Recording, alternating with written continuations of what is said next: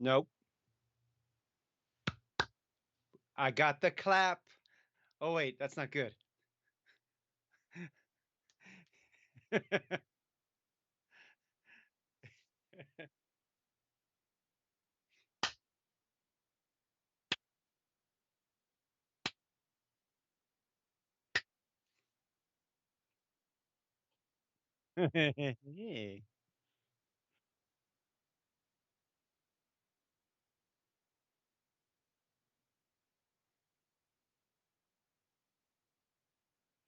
But you know what? I flew all the way home from Nebraska just so I could be here. That's right, because I care about people like you, the little people.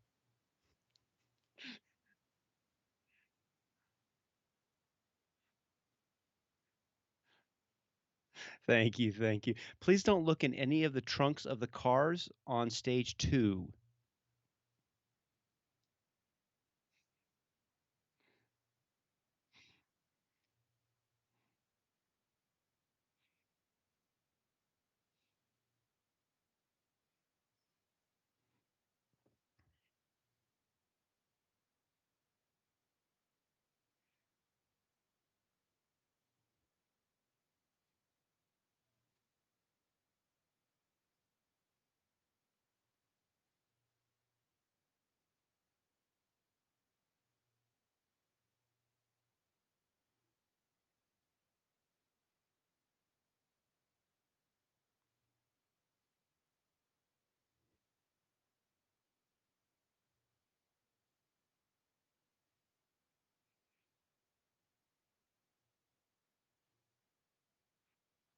I mean, lesson number 1, generally speaking, as far as like murdering somebody, is don't get caught.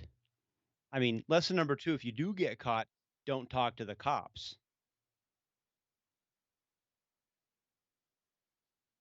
Mhm.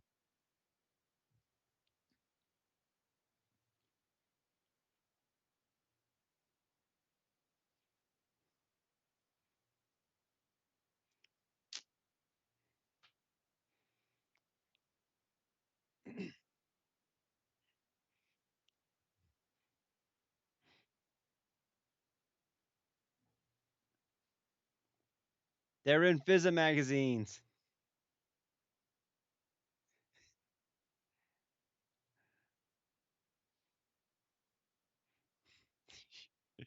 Yeah, as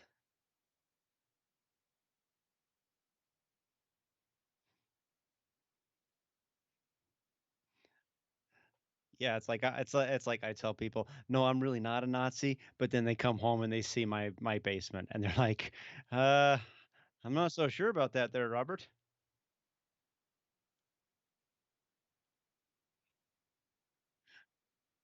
Well, you say bad, I say that you have to make an omelet, you have to break a few eggs. They're very misunderstood, misguided. Oh, yeah, we can go with that.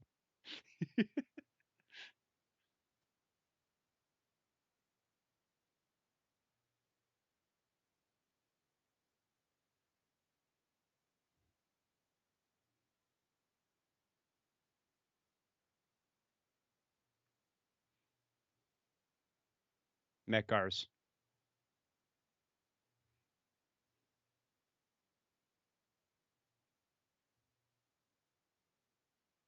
Mhm.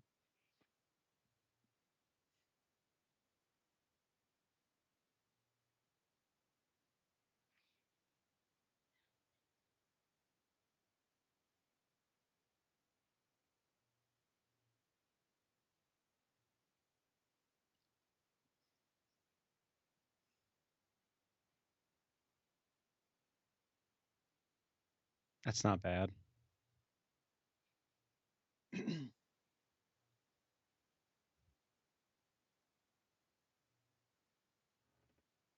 Mhm.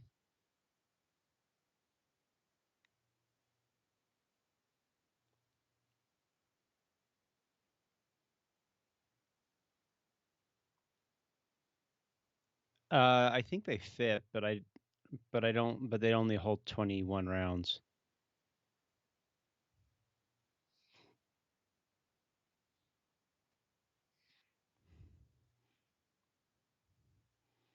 Oh, I'm kinda curious if the bottom is the same.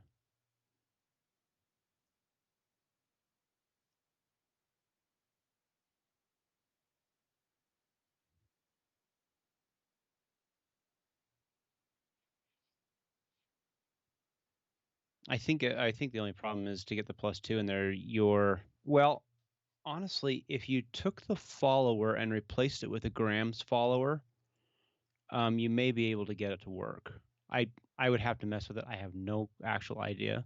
But usually the thing that changes on the CZs with the Mech mags to get those extra 2 rounds in there is putting the grams follower in there.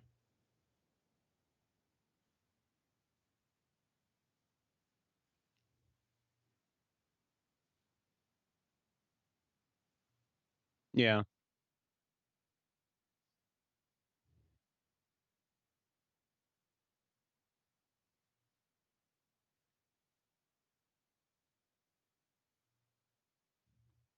Well, it's funny. I don't actually I don't fill mine up to 23. I never have.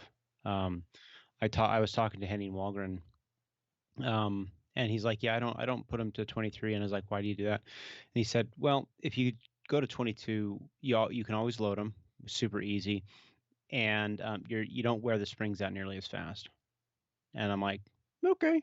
I mean, don't get me wrong. Occasionally there'll be a stage where you want that extra round, so you'll slam that in there and then use it as your number one mag and 22 off the belt. But generally speaking, um, yeah.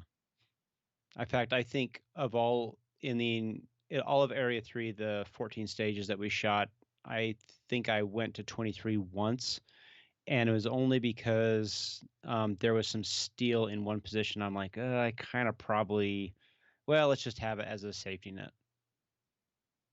And so,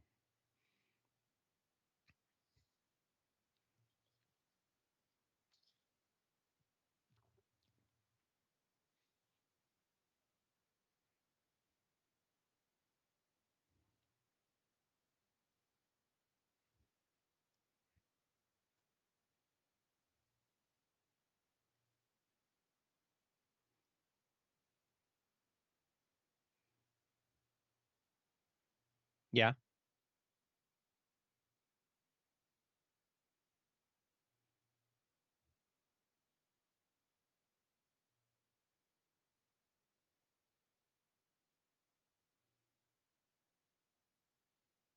well, that's interesting.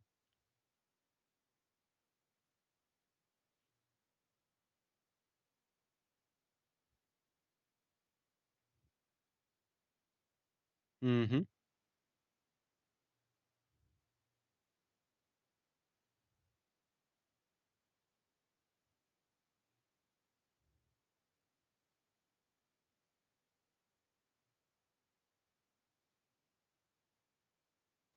Right on.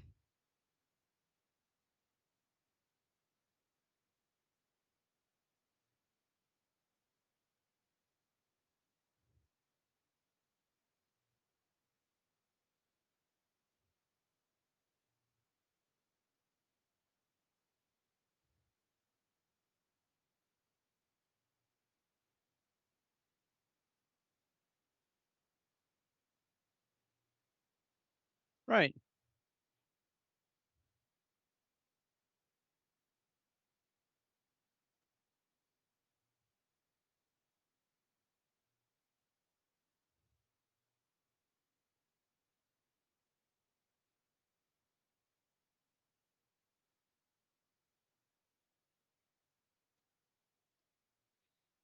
But it looks like they do that just to get the retention screws where they want it.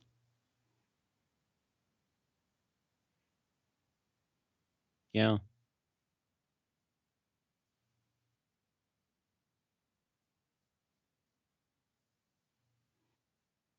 Hmm. Cool. That'd be fun.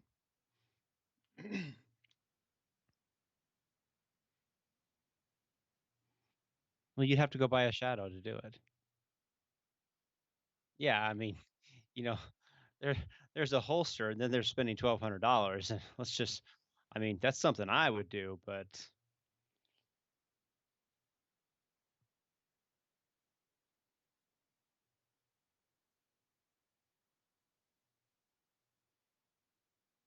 Mhm.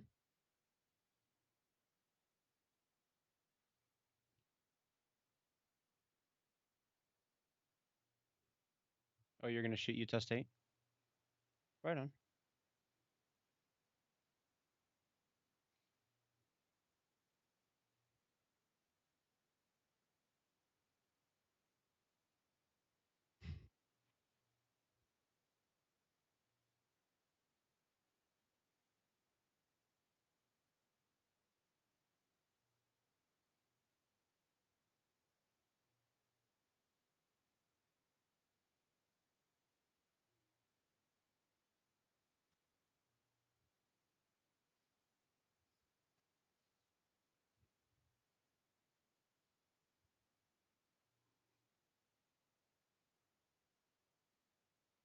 You've gotten way too used to those thick boy 45s.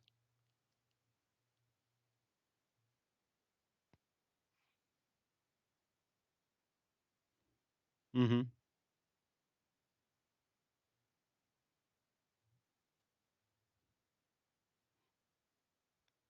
Yep.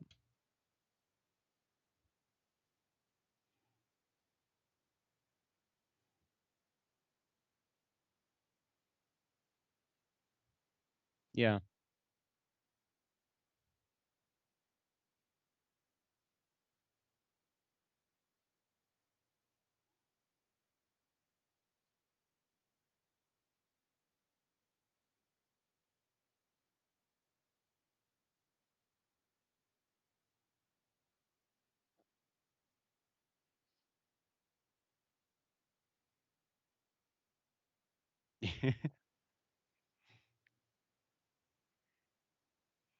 Oh, yeah.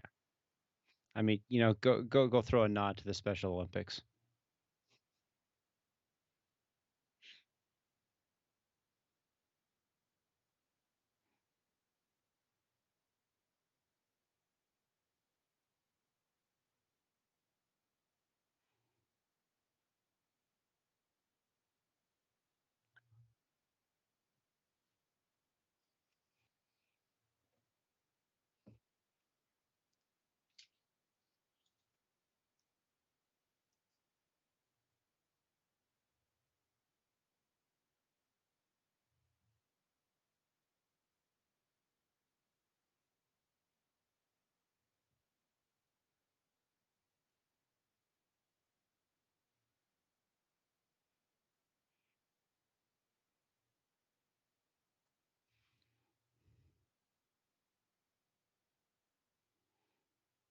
I talked to him a bit about it. I was kinda he dropped it, right when I was kinda starting to get ready for, Area 3, and so I had a, email that came through. I haven't seen it. Long story short, I haven't seen it.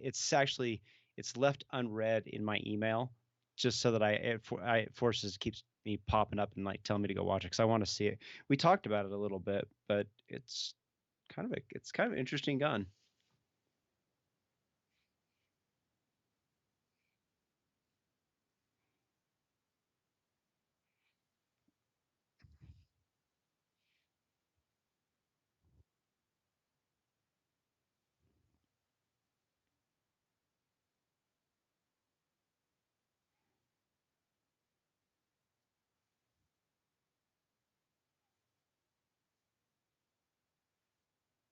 Right, right.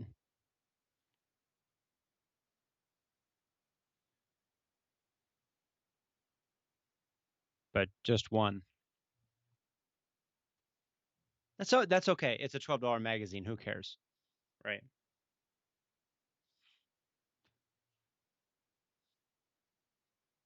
right. Yeah, the biggest the biggest downside that I saw with it, is just as a left-hander, I wish they would have given you the ability to swap the mag release. I think everything else on it looks actually pretty cool, but to me, just like in this day and age, I mean, we've gotten to a point where all the gun manufacturers know that left-handed people exist, and despite that we're all, bastard stepchild, um, they've all kinda, like, come to the realization maybe we should throw a mag release, options, and it's not generally that difficult to do. And so it's just a thing, and maybe they'll fix it on the Dagger 2.0 or whatever, and I'd be excited if they do. But they did a Gen 3 Glock knockoff, and so naturally, that's just what it's gonna be.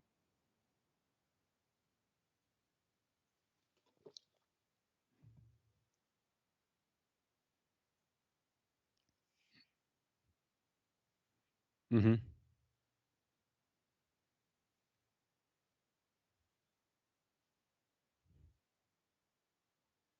It's a great gun.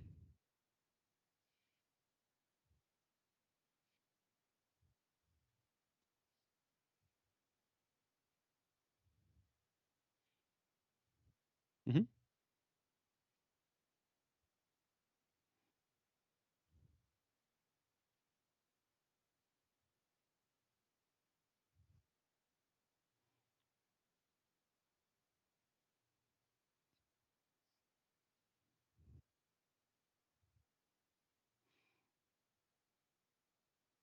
Yep.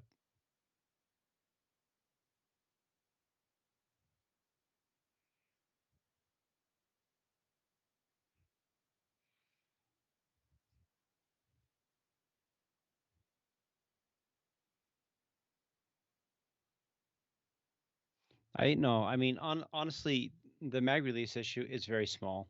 I know a lot of left-hand shooters, even when given the option. Ruben Garcia, perfect example. If he still runs the mag release on the left-hand side of the gun, and it doesn't hurt him, I think he seems to shoot exceptionally well with that way. And he's like, well, this is what I learned on. I live in California, so we can only get Gen 3 Glocks anyway. So why change?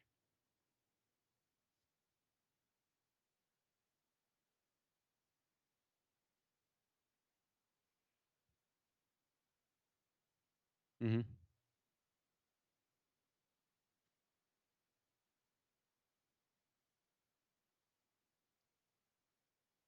Yeah.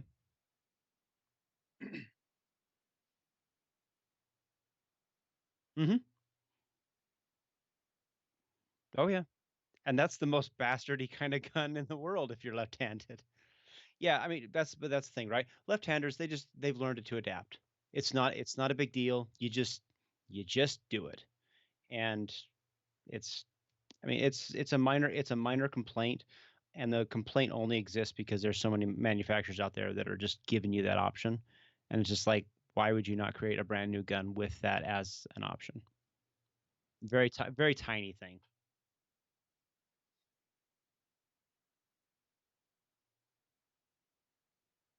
Yeah.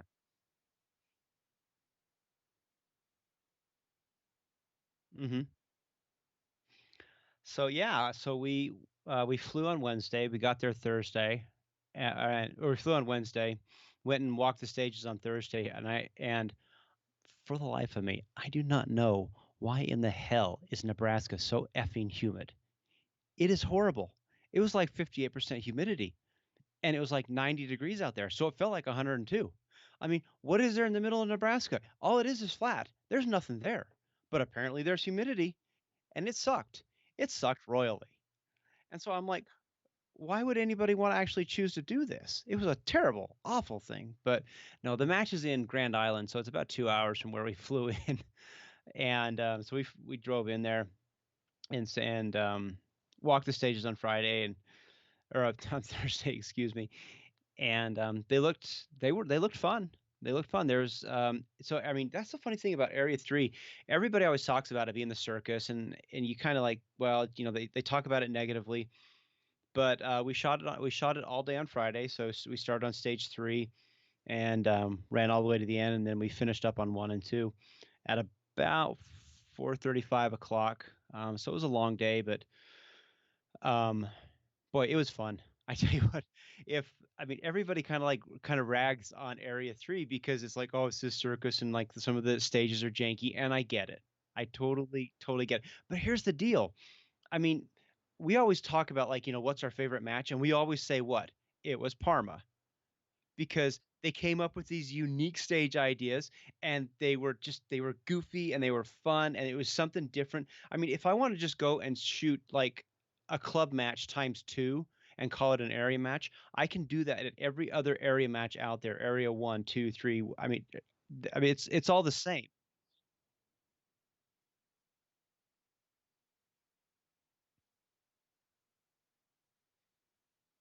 Yeah, it's just a club match on steroids. But Area 3, I mean, for right or for wrong, I mean, you can kind of take it however you want. I mean, they at least kind of like Sherwin. Yes, and then they make some stuff up. That's we're gonna go there. I'm trying to figure out how to say that, but it really is true. I mean, there's some stuff that I mean, there was one stage that I was looking at, and I saw it was a medium course, and it's the one that everybody's going to be, I'm sure, talking about because there was some big backups on it. But a medium course, per the rules, you must not allow a shooter to engage all the targets from one shooting position. And if you watch my match video, we ran all the way over to the far right corner and we shot everything. So it was kind of illegal. But when I asked the match director about it, he says, "Well, Troy looked at it and Troy said it was okay." That's a direct quote, by the way.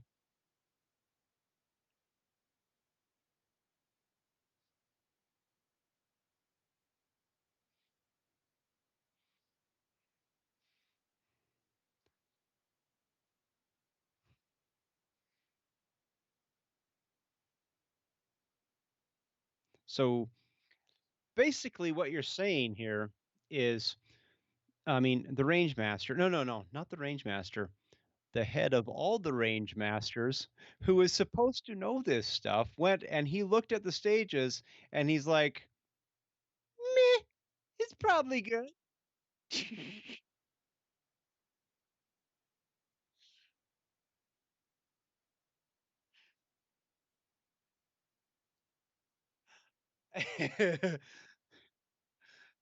So so there's this memory stage and it was 32 shots, one shot on each paper. And we looked at it the day before and we came up with a plan. It's going to shoot 13 rollover, so you can only see one bit, one target that you had previously shot, and you shoot seven, and then you'd reload the gun, take a step, you'd shoot one, two targets, and then just start walking into the final targets and ending up on the up in the upper right hand corner, swing over and hit number 12 for the final. Sounds easy, right? Oh hell no, because I went out, shot the first 12, rolled over, picked up the next seven, did the reload, and then I stood there and I'm like, where the hell am I? I had a Joe Biden moment. And I'm just like, I don't know exactly where I am. And don't get me wrong, there was a part of me that was like, at this point, I should just have a mental health issue and pull a Simone Biles and just go home. But I'm like, no, no, I came here to compete. I'm not a pussy. And I'm gonna finish this stage. And while I was laughing about it, as you can see in the video, um, no, it was bad. It's funny because I mean, I hit that and like my mind is just like gone, and I'm like, oh no, and I'm like stood there for probably 3 seconds, just like, okay, one, two, three. I think I shot that one. No, no, here we go. All right, there we go. We'll finish the stage out.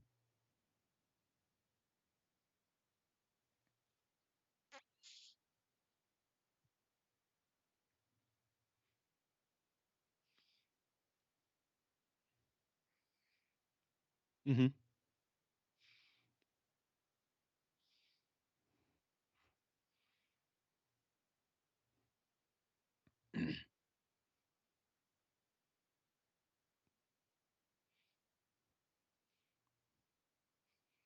If you were in the right spot, yeah, yeah,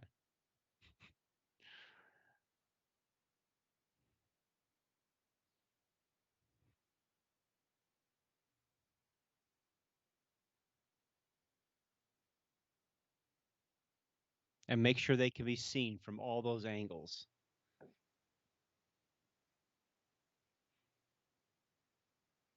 Right.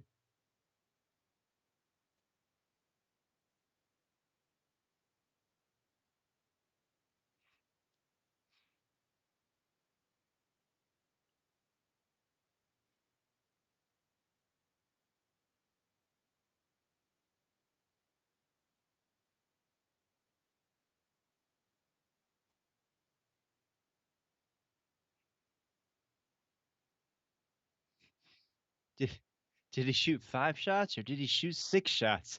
You know, in all this excitement.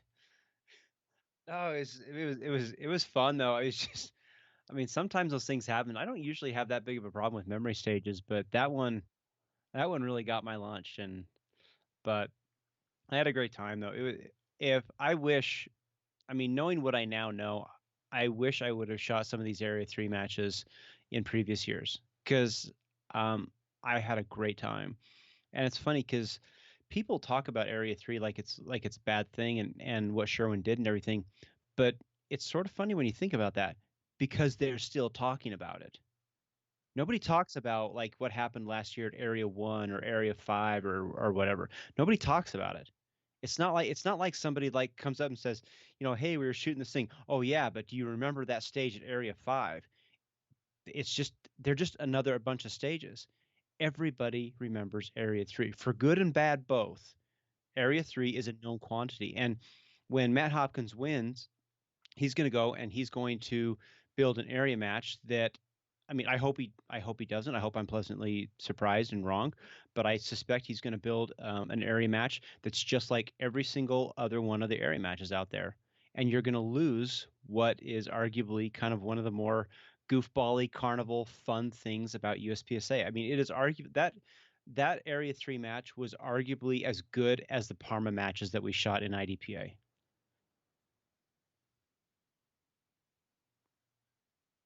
Yeah, I think there was a few that were quite kind of quasi legal, but a few things. But yeah, but I mean, like there was our stage two is the last stage. I was the last shooter on the last stage of the match, and we shot. They had all these cars lined up in a row, and we're just you could either start at the front or start at the back. You just had to be starting on the hood of a car. The signal goes off, you go and shoot all of it. So um, I was tired by then, and so I just started uprange, and then I worked myself downrange. Some people started downrange and worked themselves uprange, and that worked really really well. But it was a great stage. It was just fun. You're just zigzagging across, shooting targets, shooting through the doors, shooting. I mean, standing up on golf course, shooting down at the ground. It's great. It's just great. It was fun. It was just such an awesome match, and so I really enjoyed it, and it was cool. I like last what was it last week? I said if anybody listens to the show and wants to come say hello. So Josh showed up. I had a couple guys, a couple of the ROs said hello. I got a shoot with Andy Erickson who listens to the show, and Chris Mine. Well, my good German friend Chris, who we had some very thought provoking discussions about. Never mind. We're not going to discuss that on the podcast. But no, I mean Ken Chang was there. We had a fantastic squad. Uh-huh.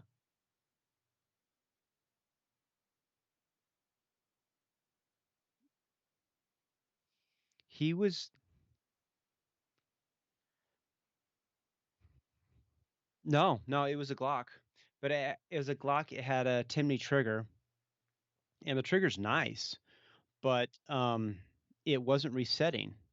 And well,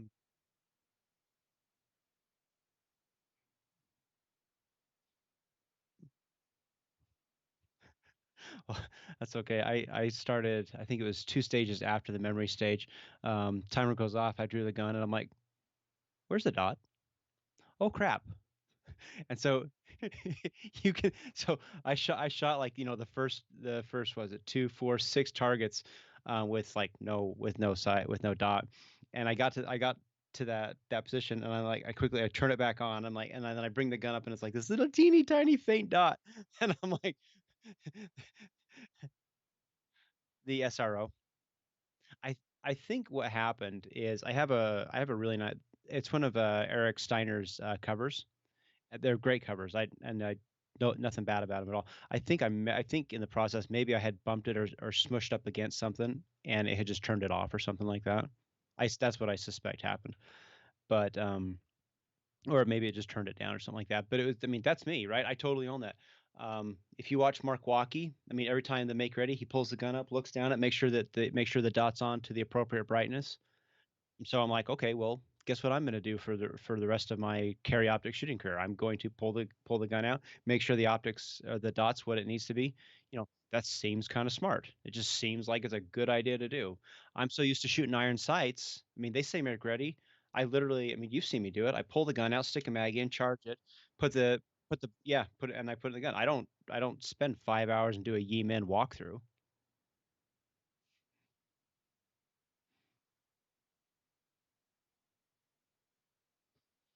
Oh, yeah, so his trigger, wasn't resetting, and there was something he sent a picture of it. Looked like something was, like, grinding against the metal, um, and so he fought it for oh gosh, I think he probably fought it for like 3 or 4 stages before he finally went and he just put an OEM trigger back in it to finish out the match. And Ken is such a great shooter that even with I mean just malfunctions with the gun, he still shoots so exceptionally well. And he put the Glock trigger back in, and he's back to typical awesome shooter Ken.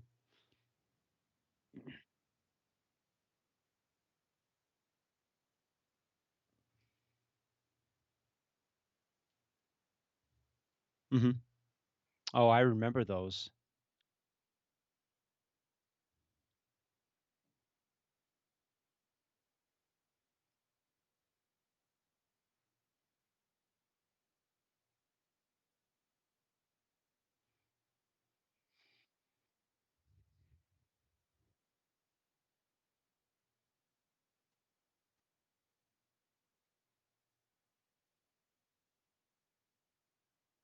Yeah.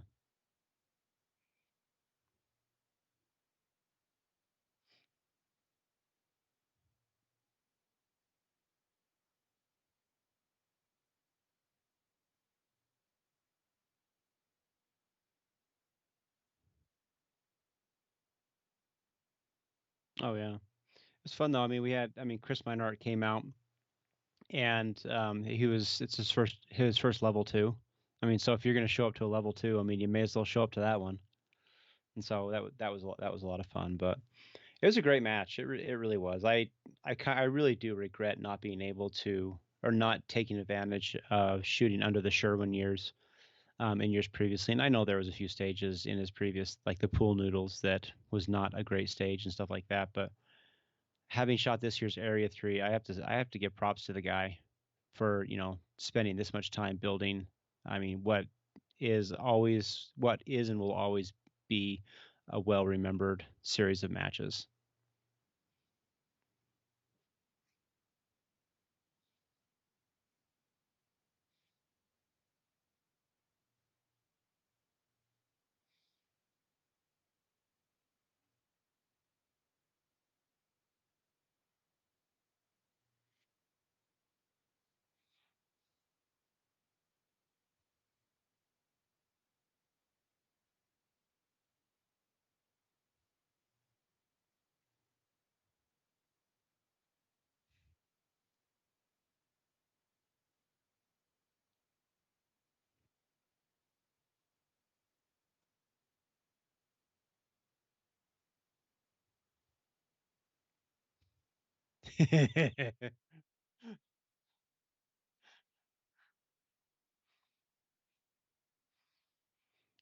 Uh, from Sebastian Munoz, who's going to Area 1? What can you tell me about the range weather conditions? Anything I need to prepare out of the ordinary? And why isn't Ruben going to A1?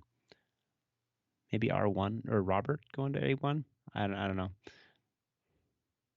I mean, maybe he's asking about Ruben Garcia. Ruben, why aren't you going to Area 1? Or are you? Hmm. Decisions. I'm not shooting Area 1. Kenny was going to, but he got pulled in for work, like mandatory work, and so he got hosed that way. For me, it was just a timing thing. Area 1's always going to be there, but Area 3 under the Sherwin years was I wanted to shoot that more than anything, and I um, kind of didn't want to really go up to Washington more than anything because it's Washington. I mean, it's really funny. I mean, Washington's a very interesting place, and I'm sure there's very well-meaning people there, but it's full of liberals, and I don't really like those people. Um, but I will go to California. Why? Because some of the best shooters in the world are in California, And if California could get Area 2 next year, I would really appreciate that.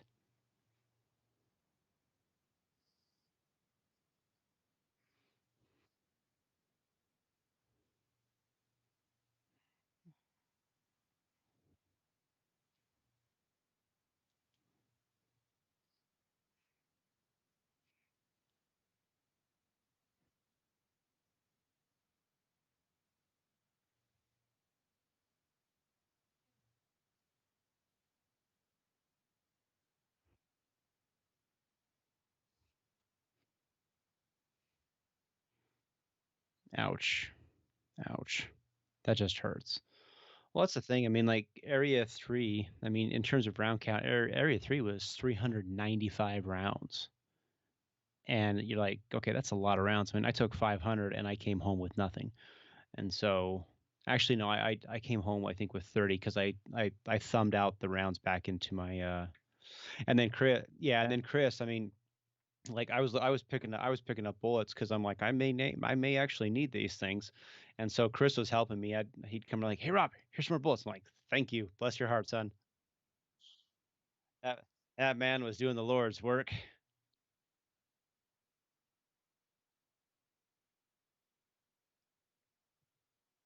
Hmm.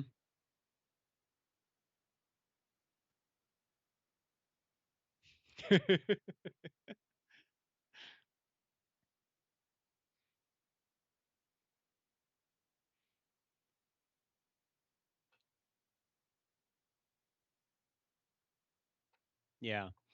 No, it's good. It's funny. I put those extended safeties on the right hand side of the gun, and I actually wore a. I mean, it didn't turn into a blister, but I wore a hot spot into the side of my thumb where it just kept rubbing at it over the course of the day. At this point I may actually just pull those back off because I now know how to keep my thumbs out of the way, and so that whole point as a memory device, I don't think it's necessary anymore. Let's see here. From Andy Erickson. Andrea, so much fun to shoot with you, dude. Had a great time shooting on Robert's squad at Area 3, and I was also wondering if Robert thinks the heinously, oh, geez, yeah, the heinously unsafe gun handling he and I witnessed was the worst he's seen at a match. Thanks for the laughs and pasting that target. Okay, so,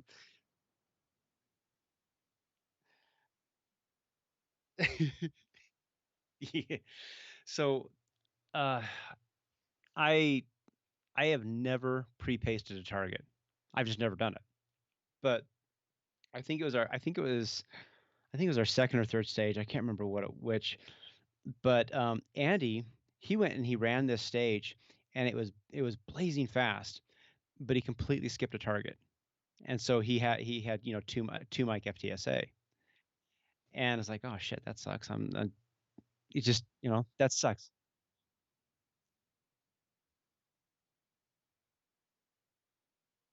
Yeah, it was a good time too.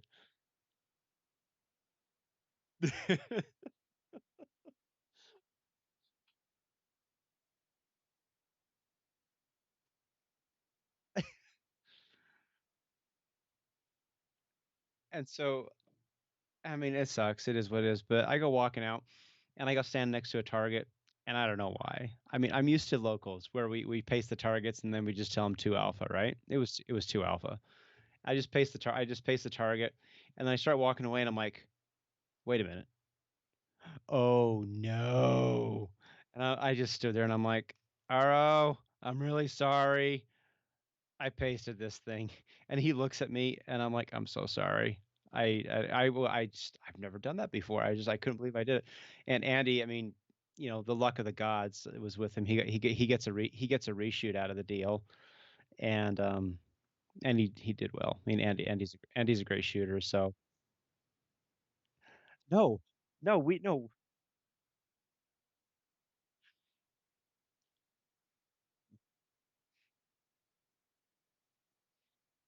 he pulled a Simone Biles too. For,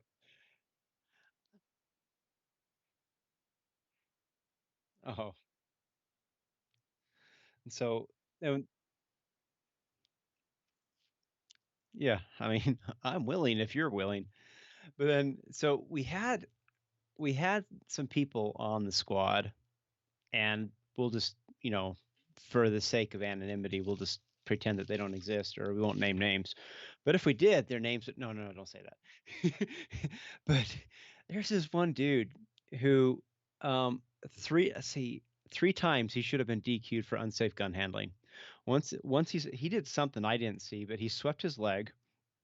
There was a kind of a prone stage where you had to shoot underneath this wall, and as he's holstering the gun, he has the gun out in front of him. His legs are splayed apart. He's on his butt, and he just takes the gun and he just sweeps it right across his thigh. It's unloaded, but I mean, you don't get to do that. And so we're just kind of sitting there like, did anybody catch that? And apparently the ROs didn't, or else the ROs weren't going to call it. Um, and so it was funny because a couple stages later, Andy and I, we're sitting there and we're talking about this guy, and like, yeah, he's kind of one of those dudes. I mean, he's known at his local match. He's a little bit screwbally, and he had just shot the stage, and we're walking behind him, and I look up and I see like this gun. The range has been cleared, by the way. This gun that's out of the holster being quickly dropped back into the holster, and Andy saw it as it was going right into the holster, and I'm just sitting there, and we like stop, and like this shock look on everybody's like, okay. It's just like I look at him, he looks at me, and we're like, so what are we gonna do about this? Nothing. The word would be nothing.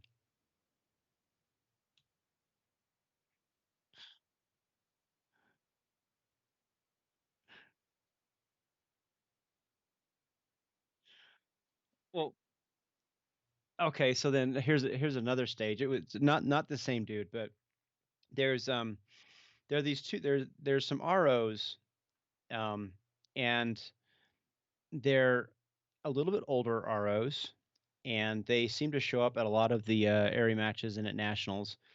And if when I describe them without describing them, most people are going to understand who I'm talking about.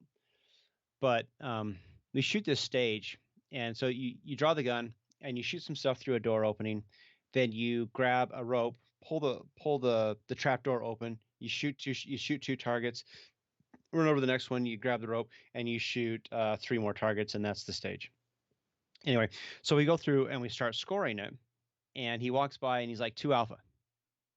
And there's one in the alpha, and there's one in the Charlie, and you're like, oh, it's close. It must be a close shot. No, it was 3 inches outside of the alpha, and I'm just and he says two alpha. Yeah, that's an A. I'm like, sir, this isn't three gun scoring, but I'm like, that's Alpha Charlie. He's like, well, you can see by the angle of the bullet, it would have gone into the alpha, and I'm like, Uh, no, I'm pretty sure it's Alpha Charlie, and I do the Kenny Terry, I state my position and I just walk away, and then he's like, oh yeah, yeah, that is Alpha Charlie. Thanks for that. I'm like, yeah, no problem there, big guy.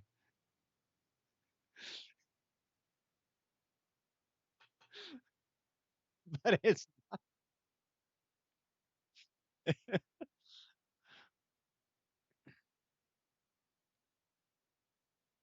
but it's but it's the funny thing, right? I mean, if the RO walks past, if you shot it, right? Well, let's not say you because we have a tendency to fuck each or screw each other over. Dang it, we almost got close.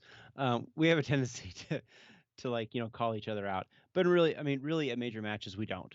If it's some other shooter and the RO misses it, I mean, we'll just sit there and be like, well, is that guy going to call himself on it? And it's like, well, maybe he does, maybe he doesn't, but I'm not going to be the guy who calls that. But if it's yourself, uh, you probably should call yourself out on stuff like that. And I don't know, maybe I guess I'm of the opinion that if you shot it, you earn it, so you should call it out. But it was just such a goofy thing. But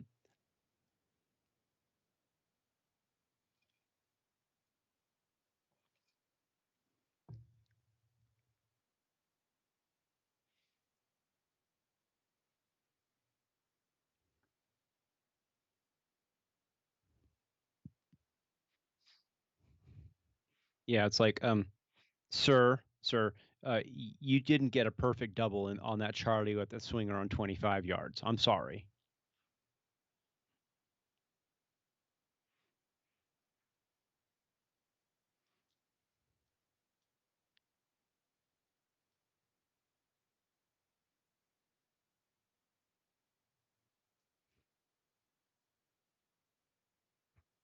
Yeah, exactly. And that's how it is, right? I mean, as an RO, you try to give the shooter every single benefit of the doubt. That's what you should always do. I mean, you throw the cards up there and you try and see if you can get that circle to be a double.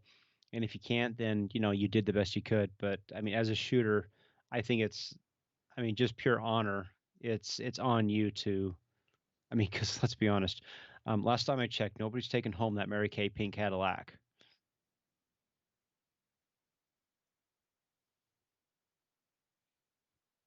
Yeah. 'Cause, whew. I mean, if you get that, I mean, you really should stop at the gas station and pick up a lotto ticket because, yeah, it really is.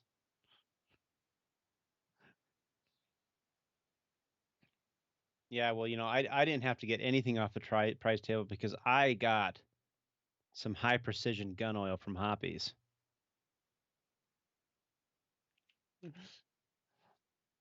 Well, I'm just saying the Hoppies may have left stuff on the safe area table. Maybe they didn't. Maybe it was there when they put it there, and maybe it was not there when I went home. You never know these things.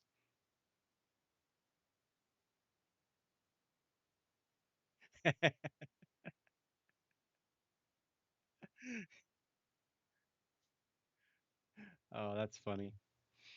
Let's see from Dave Blanton. What should USPSA be? Should it continue to be a sleepy club sport or strive to become more semi-professional? And a follow-up question: if the organization had more money, how would you see it spent to benefit the members?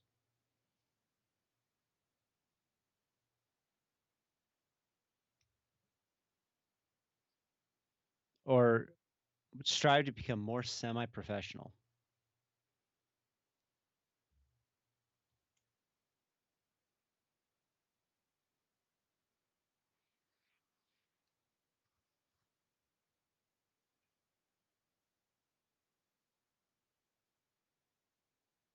Well, I mean, unless you're like unless you have like boobs and are on Instagram or something like that. Or you're Dave Blanton, because I mean, apparently he's raking in the big bucks with his humble marksmanship. Yeah, buddy.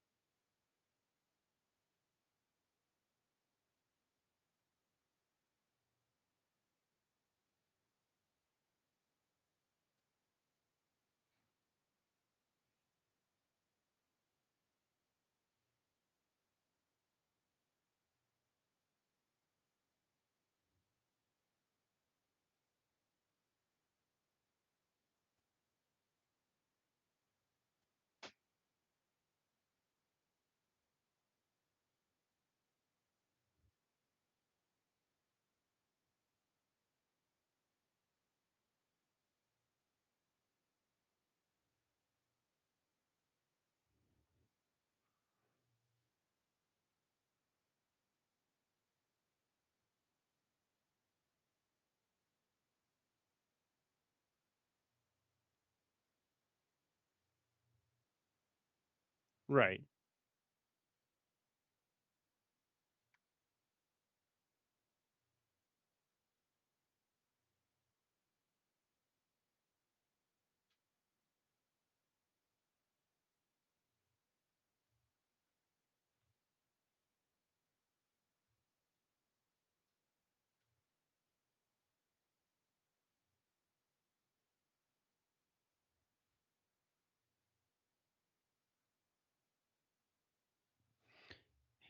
It's kind of funny.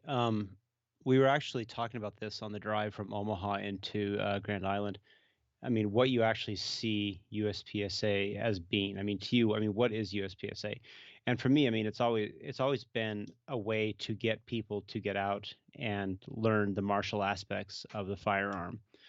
But secondly, and Ken Chang actually brought this up, USPSA should really be the game because we will never. I mean, no matter how much people want it to be, we will never be anything more than a tiny organization within the greater organization of gun owners. And you have all these gun people out there, or these like USPSA people who think that they are, they have delusions of grandeur, thinking that they're everything, and the world is coming crawling to them for advice and consulting. But the reality is, USPSA and practical shooting in general, they are probably the best at testing new and innovative products. Red dots are probably the best example right now. I mean, when the dots first came out of the market, they were clunky. They didn't work. They broke after 100 rounds.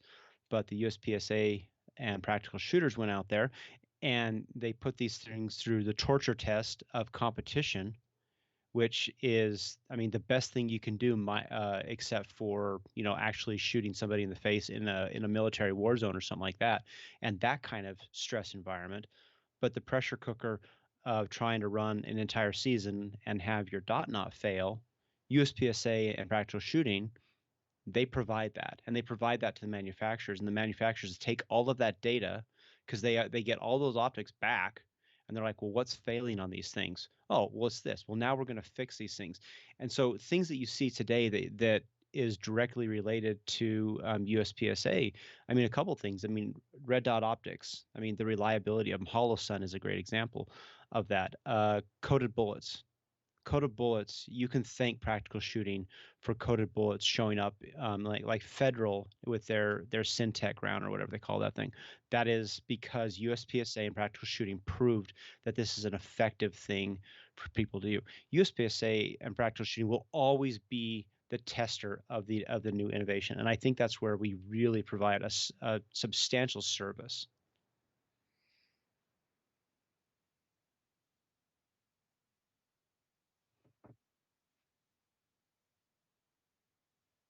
Oh, God, that's true.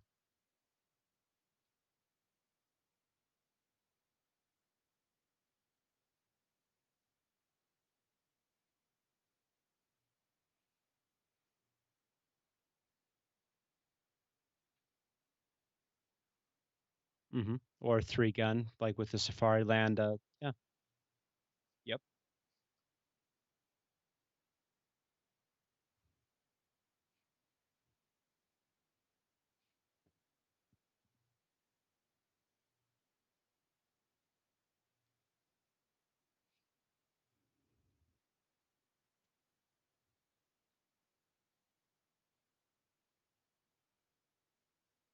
hmm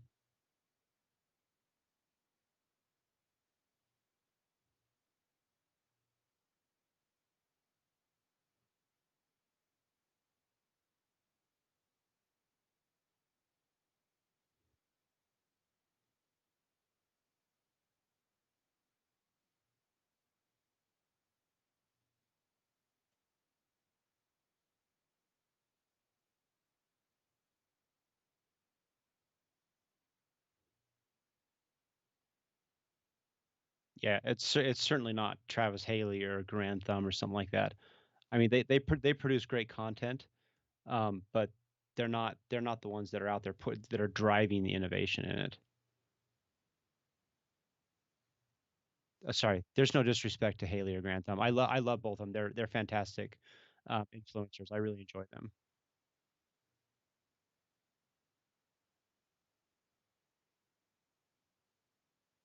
except for Latham. Yeah.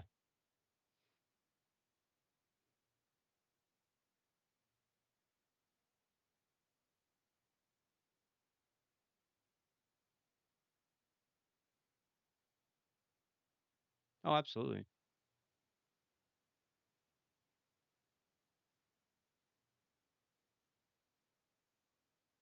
Yeah, but that's the funny thing. I mean, like I think you have to get like 6 zeros before you get to the percentage of USPSA shooters compared to gun owners in America.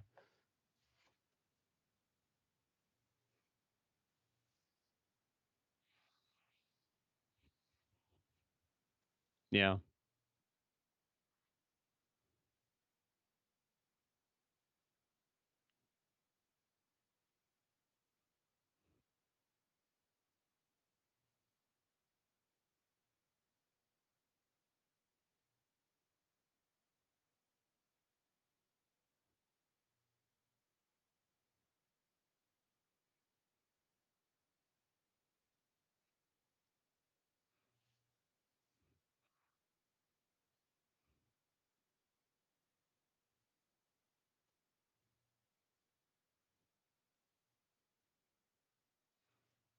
Let's see. Well, what about if the organization had more money? How would you want it seen spent to benefit the members?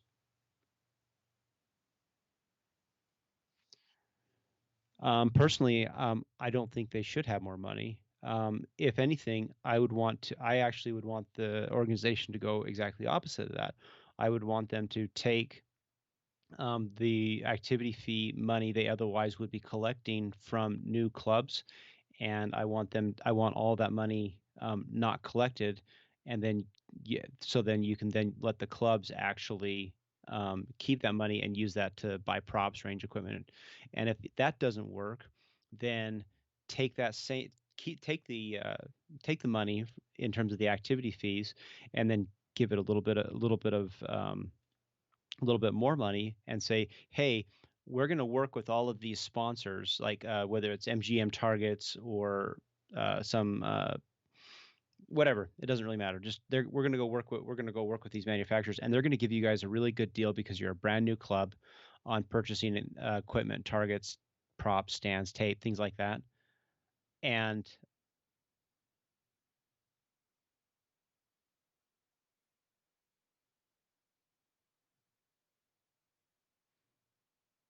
yeah,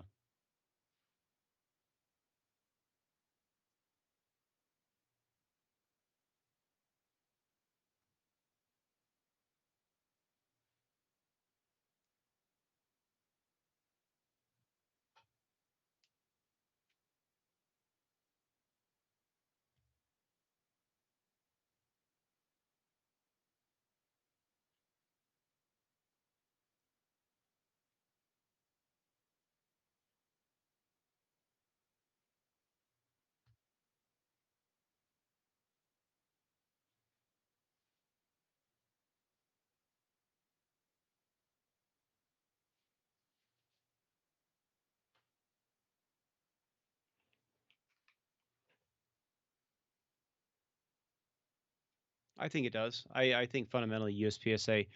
I mean, disregard that you get activity points, which then lead to nationals for your area and things like that. Most people who shoot USPSA don't go. I mean, they just don't go. That's a fact.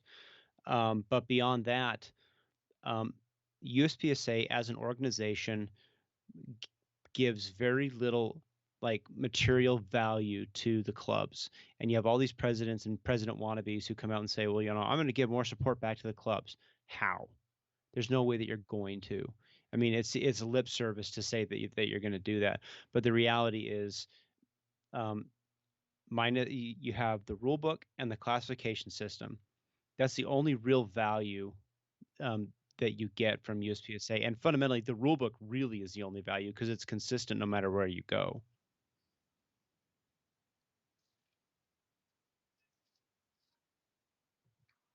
The only match that USPSA is responsible for is nationals. Now, in our right,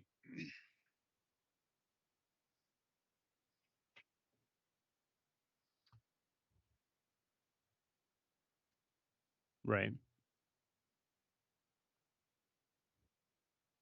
right.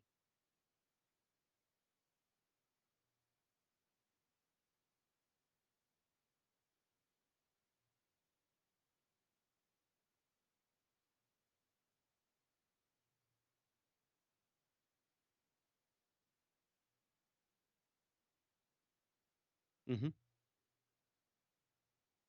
Yeah, I'm not convinced that, that HQ really is of a lot of benefit to the shooters as a whole, but it is what it is.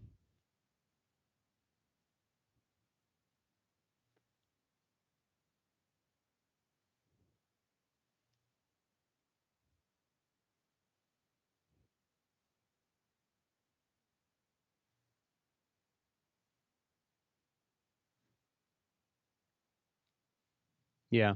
I mean, fundamentally, if you care about the, USPSA, support your sectionals, your state match, your sectional match, 'cause those are the ones that are closest to home. Go to those matches, offer to work those matches, offer to help make those great, and you'll find that what will happen is inevitably people will come to those matches, and you'll be able to because Utah State, perfect example. We use the money that comes in from Utah State to to buy new target sticks to repair the walls, things that aren't really all that sexy, but it's pretty darn important for a club. National headquarters doesn't do any of that stuff. Headquarters doesn't do anything. I mean, heck, DNROI, the only value they have is they tell somebody that, well, your area 8 match doesn't have enough rounds, and so you need to put more rounds into your stages because somebody went and complained that they didn't get to shoot enough. I mean, never mind that, there's no rule that actually says that they can do that. They do it anyway. They just I mean, as with most national things, they just get in the way of people doing what they want to do. From Mark Brandow. Do you know any information on the Chipman confirmation vote? I couldn't find much up to date info, and I'm hoping I haven't missed it so I can write some letters.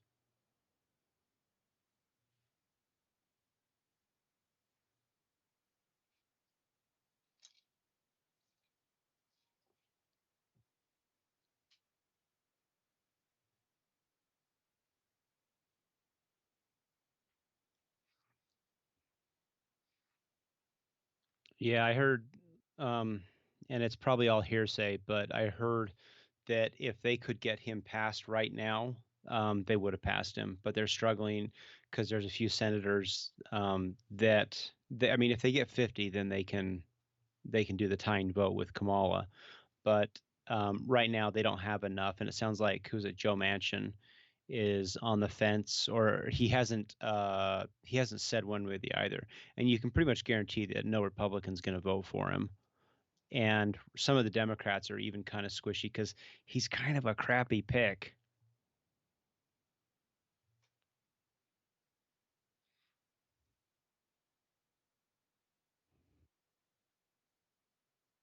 and he looks like a child rapist.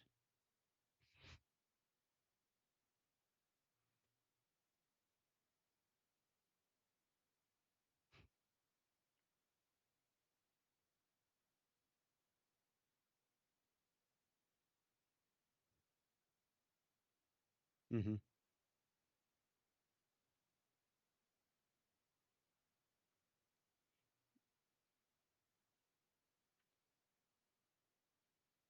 You almost wonder if Chipman is kind of just a stalking horse because he's so horrible.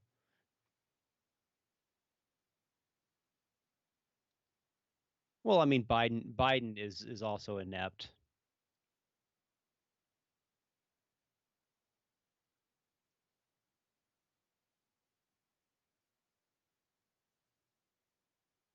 Hmm.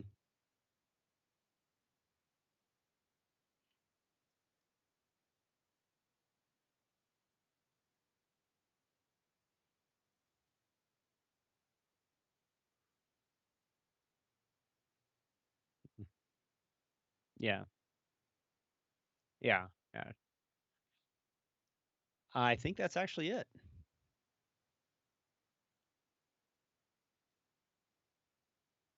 Yay for me. I flew back for you because I care. We talked about this at the beginning, but at least I care.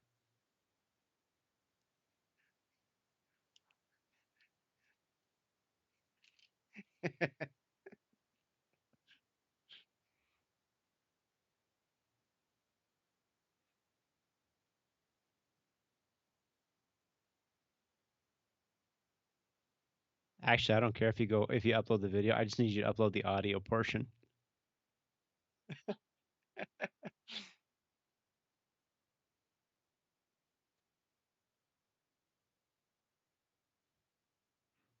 Good night, everybody.